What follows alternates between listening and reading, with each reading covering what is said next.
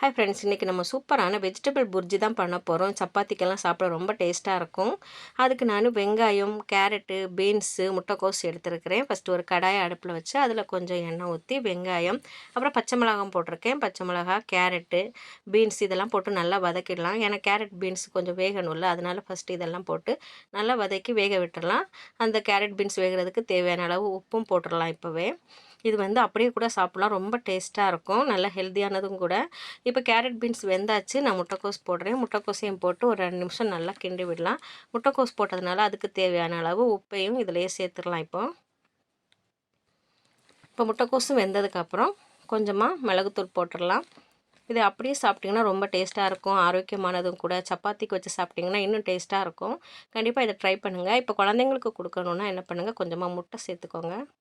நான் 3 முட்டை எடுத்துருக்கேன். அதில் கொஞ்சம் மிளகுத்தூள், கொஞ்சம் உப்பும் போட்டு நல்லா அடித்து, நம்ம வெஜிடபிள் எல்லாம் ரெடி பண்ணி வச்சுருக்கோம்ல, அதை ஒரு ஓரமாக வச்சுட்டு நடுவில் இந்த முட்டையை ஊற்றி நல்லா கிண்டிடலாம். முட்டை ஒரு 3/4 வாசி வெந்ததும் வெஜிடபிள் எல்லாமே சேர்த்து மொத்தமாக மிக்ஸ் பண்ணி எடுத்திங்கன்னா இந்த மாதிரி சூப்பராக ரெடி ஆகிடும். இதை குழந்தைங்களுக்கு கொடுங்க. ஏன்னா வெஜிடபிள் மட்டும்னா குழந்தைங்க சாப்பிட்றதுக்கு யோசிப்பாங்க. அதனால தான் முட்டை சேர்த்திங்கன்னா குழந்தைங்களுக்கு ரொம்ப பிடிக்கும். நல்லா விரும்பி சாப்பிடுவாங்க. இப்போ சப்பாத்திக்குள்ளாடி நம்ம ரெடி பண்ணி வச்சுருக்கிற அந்த வெஜிடபிள் புர்ஜியை வச்சிடலாம். வச்சுட்டு இந்த மாதிரி சுற்றி சாப்பிட்டு பார்த்திங்கன்னா ரொம்ப ரொம்ப டேஸ்ட்டாக இருக்கும். கண்டிப்பாக ட்ரை பண்ணுங்கள். வீடியோ பிடிச்சிருந்தா லைக் பண்ண மறந்துடாதீங்க. நீலக்கடலோடு என்னைய சப்ஸ்கிரைப் பண்ணுங்கள். நன்றி.